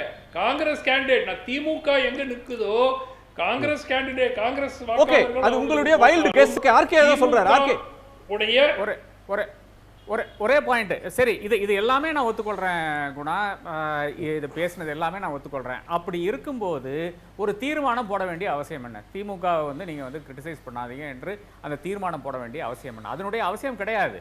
அப்போ நிச்சயமாக திமுக கூட இருக்கிற அவசியம் இருக்கு. தான் பார்க்கிறேன். ஒருவேளை அவங்க பவர் ஷேர் பண்ற ஒத்துக்கிட்டாக்க சுமந்த், நீங்க காங்கிரஸ் பக்கத்துல பாக்குறீங்க. முதலமைச்சர் வந்து ஆட்சியில பங்கு தரமாட்டோம் அப்படின்னு சொல்லிட்டு ராகுல் காந்தி கேக்குறாரு, அல்லது காங்கிரஸ் நிபந்தனை தெரிவிக்கிறாங்க, அவங்க இல்லாம எங்களால தேர்தலே சந்திக்க முடியாது, எனவே எங்க நிலைப்பாட்டை நான் மறுபரிசீலனை செஞ்சுட்டேன், அதிகாரத்துக்கு வந்த உடனே அவங்களுக்கு நிறைய பதவிகள், அமைச்சரவையில நிறைய இடம் தருவோம் அப்படின்னு ஸ்டாலின் சொல்றாருன்னா அதை வந்து திமுக தொண்டர்கள் ஏத்துப்பாங்களா? இல்ல, காங்கிரஸ் எம்எல்ஏவுக்கே ஓட்டு போட மாட்டேன்னு சொல்றவங்க இல்ல, இந்த party this a party of symbolism. அதாவது இந்த கட்சியை பொறுத்தவரை கட்சி ரொம்ப சட்டிலாக பல விஷயங்களும் சொல்கின்ற ஒரு விஷயமா தான் இருக்கிறது. அந்த சட்டிலிட்டி தான் நாம காங்கிரஸில் பார்த்து கொண்டிருக்கிறோம் என்பது முதன்மையான விஷயம். நாம அது வந்து we cannot அது வந்து நாம வந்து கடந்து போக முடியாது. காங்கிரஸை பொறுத்தவரை காங்கிரஸ் வந்து கேசி வேணுகோபால் வருது ஒரு டெஃபினட்டாக ஒரு சிம்பாலிசம் தான். அதே மாதிரி இந்த தீர்மானம் போடுறது ஒரு சிம்பாலிசம் தான். என்ன சொல்றாங்க, திமுகவுக்கு எதிராக பேசாதீங்கன்னு சொல்றீங்க, அதன் பிறகு சொல்றாங்க, அதன் பிறகு வந்து இல்ல கட்சி விட்டு போயிடும், ஆட்சியில பங்கு கேட்கறாங்க அப்படின்னு சொல்றது வந்து அபத்தமாக தான் எனக்கு தோன்றது. இல்ல திரு ஆர்கே ஓகே, சுகுணாராஜ் ரொம்ப நேரமா கேட்டுட்டு இருக்காரு. ஒரு நிமிஷம் சுகுணாதி வாரோட படுத்துங்க. இல்ல இப்ப காங்கிரஸ் வந்து ஆட்சியில் பங்கு, அதிகாரத்தில் பங்குங்கிறது அது இயல்பா அதனோட குரல் எழலாம். இப்போ விடுதலை சிறுத்தைகளுக்கு ஏற்கனவே கூட்டணி ஆட்சி, அதிகார பகிர்வுங்கிற குரல்லாம் இருக்குது. அவங்கள பொறுத்த வரைக்கும் எலெக்ஷன் நேரத்தில் ஒரு ப்ரெஷர் கொடுக்கணும், டிவிக்கே ஒரு ஆப்ஷன் இருக்குது அப்படிங்கிற அடிப்படையில் மட்டும்தான் அது எழுது. அதை பொறுத்த வரைக்கும் திமுக செயலில் இருந்து முற்றுப்புள்ளி வச்சுறாரு திமுகவுடைய தலைவர் ஸ்டாலின். அவர் சொல்லிட்டார், கூட்டணி, அதாவது நாங்கள் காங்கிரஸோடு தான் கூட்டணியில் தொடர விரும்புகிறோம், ராகுல் காந்தி நான் ஒரு சகோதரராக பார்க்கிறேன், ஆனாலும் கூட்டணி ஆட்சிகளில் எங்களுக்கு நிலைப்பாட்டில் ஒத்து வரல, அதை தாண்டி 22ஆம் தேதி தொகுதி பேச்சுவார்த்தைனா அதுக்கப்புறமேல் பதில் சொல்ல வேண்டியது காங்கிரஸ் கட்சியுடைய தலைமை. அதுக்கப்புறம் தொகுதி பேச்சுவார்த்தை தன்னுடைய நிலைப்பாட்டை சொல்லிடுச்சு, ஆட்சியில பங்கு இல்லைன்னு முதலமைச்சர் சொல்லிட்டார், அதை ஏற்றுக்கொண்டாதான் பேச்சுவார்த்தைக்கே வரணும் அப்படின்னு சொல்றீங்களா? அதுதான் திமுக நிலைப்பாடு. இல்லைன்னா அவங்களுடைய டிமாண்டை வந்து தொகுதி பேச்சுவார்த்தையில் வைக்கலாம். அதை தாண்டி மாணிக்கம் தாகூரோ பிரவீன் சக்கரவர்த்தியோ அந்த கூட்டணி வந்து டிசைட் பண்ணக்கூடிய ஆட்கள் கிடையாது. இப்போ இதில் என்ன பிரச்சனைனா, இந்த தேர்தலில் வந்து வெற்றி பெறுவதற்கு வெற்றி பெற வாய்ப்புள்ளவர்கள் அது தேர்தல் அறிவிச்சிட்டாங்களேன்னு ஒரு மாணிக் தாகூர் பதறாரு. பார்லிமெண்ட் அசம்பிளி தேர்தலுக்கு பிறகு நடந்ததுதான் அதிமுக கட்சியே காணாம போயிருக்கும், 20% ஓட்டு தான். அவர் என்ன நினைக்கிறாரு, தாவேகாவுக்கு வந்து 34 எம்எல்ஏக்கள் கிடைச்சு ஒரு ராஜ்யசபா எம்பி சீட்டை வந்து தாவேகா வந்து தீர்மானிக்கும்னு நினைக்கிறாரா? அது என்ன, அதுக்கான என்ன இப்போ வாய்ப்புகள்? இப்போ நீங்கள் திமுக காங்கிரஸ் கூட்டணிங்கிறது தொடர்ச்சி 8 ஆண்டுகளாக தொடர் வெற்றிகளை பெற்றுட்டு வருது. இது வரைக்கும் டிவிங்கிறது புருவன் கிடையாது. அதுக்கு எவ்வளோ ஓட் பேங்க் இருக்குங்கிறது யாருக்குமே தெரியவே தெரியாது. இப்போ மாணிக்கம் தாகூருக்கு இன்னும் 3 வருஷம் கழிச்சு அவர் தேர்தலையும் சந்திக்க போறாரு. பிரவீன் சக்கரவர்த்திக்கும் தேர்தலுக்கும் மக்களுக்கும் எந்த சம்பந்தமே கிடையாது. அப்போ அவங்க கருத்துக்களை சொல்வது வேற. ராகுல் காந்தி 3 ஆண்டுகளுக்கு பிறகு நாடாளுமன்ற தேர்தலில் காங்கிரஸ் சந்திக்கணும்னு சொன்னால் டிவிக்கே நம்பி போகிறதுங்கிறது வந்து மண்குதிரையை நம்பி ஆற்றுல இறங்குறதுக்கான சம்பந்தம். அது தொடர்ச்சியாக நீங்கள் இப்போ இந்தியா கூட்டணியில் வந்து ஸ்டாலின் தான் இந்தியா கூட்டணிக்கு தலைமை தாங்கணுங்கிற மாதிரியான குரல்களும் மணிசங்கர் ஐயர் சொல்கிறாரு, சிவசேனா சொல்லுது. அப்போ ஏற்கனவே காங்கிரஸின் மீதான நம்பகத்தன்மைங்கிறது இந்திய அளவிலேயே குறைஞ்சு போயிருக்குது அப்படிங்கிறது நம்ம பார்க்குறோம். மகாராஷ்டிராவாக இருக்கட்டும், பீகாராக இருக்கட்டும், தமிழ்நாட்டிலையும் அது அவங்க தொடர்ந்தாங்கன்னு சொன்னால் அகில இந்திய அளவில் அது காங்கிரஸுக்கு தான் பெரிய அளவில் பின்னடைவை ஏற்படுத்தும். இப்போ இது வந்து திமுகவோட தலைவலி இந்த சட்டமன்ற தேர்தல் அப்படின்னு மட்டும் நம்ம காங்கிரஸ் நினைத்து விட முடியாது. காங்கிரஸுக்கும் சேர்த்து தான் அது பின்னடைவை ஏற்படுத்தும். இன்னொரு பக்கம் பார்த்தோம்னா காங்கிரஸுக்கான ஓன் ஸ்ட்ரென்த் என்ன இருக்கு, பலம் இருக்கிறது. இப்போ அதிகாரத்தில் பங்கு, ஆட்சியில் பங்கு அப்படின்னு காங்கிரஸ் கேட்கறதுக்கு எல்லா உரிமைகளும் இருக்கட்டும், எல்லா கட்சியும் கேட்கலாம், யாருக்கு எந்த கட்சி கேட்கக்கூடாது, யார் வேணாலும். இப்போ ஜி.கே. வாசன் கூட கேட்கலாம். ஆனால் என்ன நீங்க வந்து பலப்படுத்துறீங்க, உங்க கட்சியை நீங்க என்ன பலப்படுத்துறீங்க? 2014 காங்கிரஸ் தனியாக நிற்குது நாடாளுமன்ற தேர்தலில். தமிழ்நாடு முழுக்க 17,50,000 வாக்குகள் வாங்கியிருக்காங்க. அதில் பார்த்தீங்கன்னா கன்னியாகுமரியிலையும் சிவகங்கையில் மட்டும்தான் காங்கிரஸ் வந்து 1,00,000க்கு மேற்பட்ட வாக்குகள் வாங்கியிருக்கு. மாணிக்க தாகூர் வெறுமனே 38,000 வாக்குகள் தான் அவர் வாங்கியிருக்காரு, 6 அசெம்பிளிக்கு சேர்த்து. ஆமா, அப்படின்னு சொன்னா உங்களுக்கு என்ன பலம் இருக்குது? இப்போ வந்து ஜெயிச்சது இவர விஜயகாந்த் பையனை ஜெயிச்சதில் வந்து 3,83,000 வாக்குகள் வித்தியாசத்தில் ஜெயிக்கிறார். அவர் 3,83,000 வாக்குகள் வாங்கி 4,300 வாக்குகள் வித்தியாசத்தில் ஜெயிக்கிறார். இது வந்து திமுக, விசிக, கம்யூனிஸ்ட் கட்சிகளும் சேர்ந்து வாங்கின வாக்கு. காங்கிரஸுக்கு மட்டும் இருக்கக்கூடிய பலம் அப்படிங்கிறது வெறும் 38,000 ஓட்டு. அதை நம்பி அதை வச்சுட்டு நீங்கள் ஆட்சியில் பங்கு அதிகாரத்தில் பங்குன்னு கேட்கறதுக்கான என்ன தார்மீக உரிமை இருக்கிறது? அல்லது தாவேக்காவை நம்பி போவீங்கன்னா தாவேக்காவுக்கு என்ன ஓட் பேங்க் இருக்குங்கிறதுக்கு என்ன இது வரைக்கும் ப்ரூவனுக்கான நம்ம கையில் என்ன டேட்டா இருக்குது? Okay, online Ramesh. இல்லை நான் வந்து திரு ஆர்கே அவரிடம் கேட்க வரும்போது என்னன்னா, திரு சுமந்த் மாவட்ட தீர்மானத்தை மட்டுமே சொல்லிட்டு இருக்கீங்க, மாவட்ட தலைவர் தீர்மானத்தை. அவர் ஆர்கே சுமந்த் ரொம்ப ஸ்பெசிஃபிக்காக கேட்டார். கேசி வேணுகோபால் அலையன்ஸ் இஸ் சீல்டு அப்படின்னு சொல்லிட்டு சென்னை விட்டு கிளம்பல. ராகுல் காந்தி will decide. ரமேஷ், கையெழுத்து போட்டாதாங்க அலையன்ஸ். இருங்க, அது ஒண்ணு. ரெண்டாவது இருங்க சொல்லிடுறேன், வரல பேச்சுவார்த்தை தொடங்காம எப்படி சீல்டுன்னு சொல்லிட்டு போறாங்க. இருங்க, மாணிக்கம் தாக்கூர் முதலமைச்சருக்கு ஒவ்வொரு முறையும் எதிர்வினை ஆற்றுகிறார். முதலமைச்சர் ஒரு பேச்சு பேசுகிறார், உடனே இவர் ட்வீட் போடுகிறார். Do you think that அது ராகுல் காந்தியினுடைய ஆசி இல்லாமல் நடக்கக்கூடியதா? ராகுல் காந்தியினுடைய ஃபுல் பிளஸிங்ஸோடு தான் மாணிக் தாக்கூர் இயங்குகிறார் என்பதுதான் பரவலாக பத்திரிகையாளர்கள் விமர்சகர்கள் நினைப்பது. மாணிக் தாக்கூர் ஏதாச்சும் வாய்க்கு வந்ததெல்லாம் பேசக்கூடியவர் அல்ல. நன்றி. ராகுல் காந்தியோட தூண்டுதல்ல அவருடைய ஆசியோட பேசுறாருன்றீங்க. ஆமா, எம்ஜிஆர் எப்படி காளிமுத்து. ஓகே புரியுது, நேரம் இல்ல. Sumanth, one line. One simple line. Girish சோடங்கர்கிட்ட கேட்குறாங்க, அவர் திட்டவட்டமாக சொல்கிறாரு, முதலமைச்சர் ஏற்கனவே சொல்லிட்டாரே இந்த மாதிரி ஆட்சியில் பங்கு கிடையாதுன்னு, அப்போ என்னத்தை போய் பேச போகிறீங்க? இல்லைங்க, மீடியாவில் அவர் சொல்லியிருக்கிறாரு, நாங்கள் இதை கோரிக்கையாக எழுதி கொடுத்து 70 நாள் ஆச்சு, எங்களுக்கு பதில் வரல, அதனால நாங்கள் பேச போகிறோம். சிம்பிள். அப்போ அந்த 22ஆம் தேதியோ 23ஆம் தேதியோ எப்போ மீட்டிங் நடக்குதோ, இப்ப அவங்க அது முதலமைச்சர் சொன்னதை வந்து அவங்களும் ஆட்சியில் பங்கு தர கூட்டை ஆட்ட வேண்டாம் அப்படின்னு வந்து அவங்க எழுதி வச்சு 22ஆம் தேதி கிரீஷ் சோடங்கர் போனப்ப A4 ஷீட்ல காட்டினாங்கன்னா எந்திரிச்சு வந்துருவாரா? இல்லைங்க, பதில் தான் உங்களுக்கு இந்தியாவுடைய பதில் இல்லையா? அவர் வந்து நேர்ல வந்து சொல்லணும், இவங்க குறிப்பிட்ட அபிஷியலா சொல்லணும் எதிர்பார்க்கறாங்க. இன்னொன்னு ராஜீவ் காந்தி எல்லா கட்சியும் தலைவர் முடிவெடுப்பார், தலைவர் அறிவிப்பார்னா எல்லா கட்சியுமே சொல்லுவாங்க. சின்ன கட்சி கூட தலைவர் தான் வந்து அறிவிப்பான்னு சொல்லுவாங்க. ராகுல் காந்தி அறிவிப்பான்னு தான் சொல்லுவாங்க. கர்கே தலைவர் இல்லையா? இப்போ கர்கே தலைவர் இல்லையா? ராகுல் காந்தியோ கார்கேவா தான் சொல்லுவாங்க. ஓகே, சுமந்த் வேணாம்னு சொல்லி அனுப்பிடுங்க. என்ன சொல்றாங்கன்னு பாப்போம். நன்றி. அரவிந்த் குணசேகர், நிறைவு பாருங்க. எதிர்பார்க்கிறதுல என்னங்க தப்பு? ஓகே, இல்ல ஏன் காங்கிரஸ்க்கு ஏன் இந்த ராஜ்சபா சீட் ரொம்ப முக்கியம்னு நான் ஒரு இன்சைட் தகவல் ஒன்று சொல்றேங்க. ஏன் சுருக்கமா சொல்றேன், ஏன்னா கர்கேக்கு லீடர் ஆஃப் ஆப்போசிஷன்ங்கிற அந்த ஸ்டேட்டஸ் ராஜ்சபால தொடரணும்னா இந்த ராஜ்சபா சீட் எங்களுக்கு ரொம்ப முக்கியம். தற்போதைய தேதியில காங்கிரஸ்க்கு 27 ராஜ்சபா எம்பிக்கள் இருக்காங்க. நடைபெறக்கூடிய ராஜ்சபா எலெக்ஷன்ல காங்கிரஸ்க்கு ஒரு சீட் குறையறதுக்கு வாய்ப்பு இருக்கு. எனவே இந்த ஒரு சீட் திமுக சார்பிலிருந்து காங்கிரஸுக்கு கொடுக்கப்பட்டால் கர்கேக்கு அது ரொம்ப ஹெல்ப்ஃபுல்லாக இருக்கும் அந்த எல்ஓபி ஸ்டேட்டஸை ரீட்டைன் பண்ண. எனவே இந்த ஒரு ராஜ்சபா சீட் ஒரு இம்பார்ட்டன்ட் கார்டாக ப்ளே ஆகுங்கிறத நான் பார்க்குறேன், காங்கிரஸுக்கும் சரி தேமுதிகவுக்கும் சரி. பட் நான் மீண்டும் சொல்கிறேன், அடுத்து 24 மணி நேரத்தில் ஒரு ராஜ்சபா சீட் உறுதியாக போகிறது, அதுக்கான அறிவிப்பு வெளிவருவதாகத்தான் என்னோட தகவல். Okay, online. என்னை பொறுத்தவரையில் வந்து இது ஒரு தலைவர், அதாவது கேசி வேணுகோபாலோ வேற யாருமே வந்து அலையன்ஸ் சீல்னு யாருமே சொல்ல முடியாதுங்க. அலையன்ஸ் சீல்னு ராகுல் காந்தி தான் சொல்ல முடியுமே தவிர இங்கே வந்த ஒரு தூதுவர் சொல்ல முடியாது. அலையன்ஸ் சீல்டுன்னு சொல்லிட்ட பிறகு பேசுறதுக்கு என்ன இருக்கு? என்ன கொடுத்தாலும் நாங்கள் வாங்கிப்போம், நாங்கள் கூட்டணி உறுதியாகிவிட்டது அப்படின்னா சொல்லுவாங்க. பேசி இறுதிக்கட்டம் வருகிற வரையிலும் தலைமை வரையிலும் சொல்லிட்டு அதுக்கு பிறகுதான் கையெழுத்து போட்டப்ப தான் சீல்டுன்ற ஒரு கட்டம் வரும். உங்க எல்லோருக்கும் நன்றி, ஏராளமான பார்வைகளை பகிர்ந்தீங்க. உங்க எல்லோருக்கும் நன்றி. மீண்டும் சந்திப்போம். இது கேள்வி களம், மக்களின் மேடை.